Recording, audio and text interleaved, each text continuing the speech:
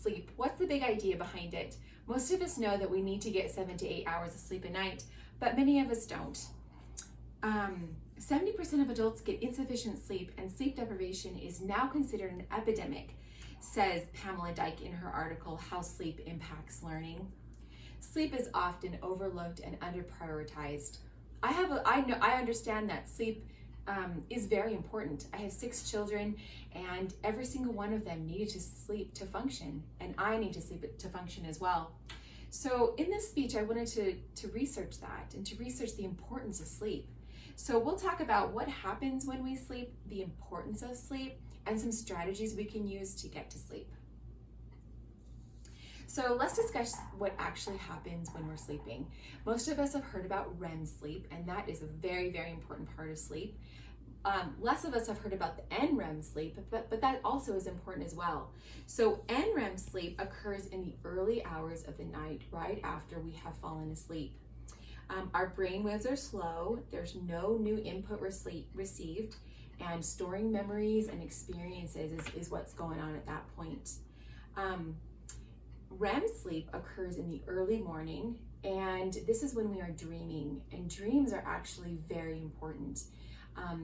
REM sleep is difficult for us to get, however, because it happens right before we wake up, and many of us, we have to get up early, we're setting our alarms at 5 and 6 a.m., especially students, and we're missing out on that very, very important REM sleep and the dreams. So let's talk about dreams a little bit. Dreams combine new information with old memories to create a more accurate understanding of what's going on in the world around us. And this helps us with critical thinking. Joanna McCracken, in her article, The Importance of Sleep and How to Get It, says that dreams also reduce pain from traumatic events that we're dreaming about. So, the dreams that we're having about our daily lives, those are actually going to help us process things. They're actually going to help us, use our critical thinking skills. They're very, very important. She quotes Dr. Matthew Walker, "Deep REM sleep is the only time that stress-related chemical noradrenaline is completely absent." So during the REM sleep, we're not having that stress-related hormone within it, so it's not active at least. Dreams capture 35 to 55 of the emotional difficulties experienced during our waking lives. So I thought that was very interesting that dreams, they capture the emotional difficulties experienced. So it is imperative that we get in that REM sleep. So what happens when we don't get enough sleep? We're sleeping for 5 hours a night. We're cutting off. We're not getting the NREM sleep as well as we should. We're not getting the REM sleep like we should. Our hormones are affected. Hormones such as cortisol. Cortisol is increased, which increases fat storage and increases obesity. It also increases depression and anxiety when we don't get enough sleep. Our stress hormones increase, which increase our heart rate and blood pressure as well.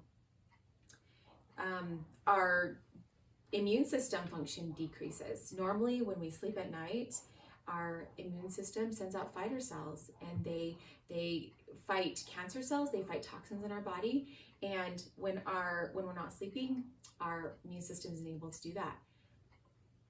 Joanna McCracken's book also says that regularly sleeping less than 6 hours a night increases our chances of cancer by 40%. I mean, that's huge. That's huge. Alzheimer's disease and dementia are also increased if we're not sleeping enough. So huge health issues if we're not sleeping. So understanding what happens when we sleep and why it's important to sleep. What can we do? What can we do with this information? What do we need to do to get that sleep?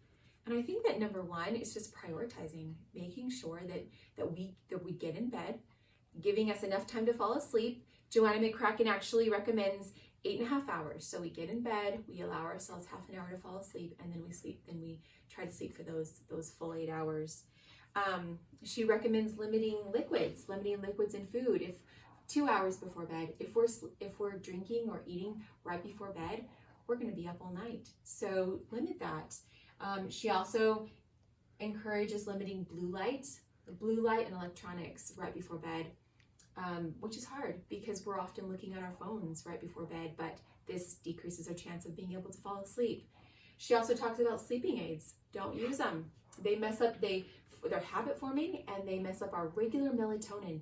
Our regular melatonin can't kick in, and then we're not producing the natural ways that our body is used to helping us get to sleep.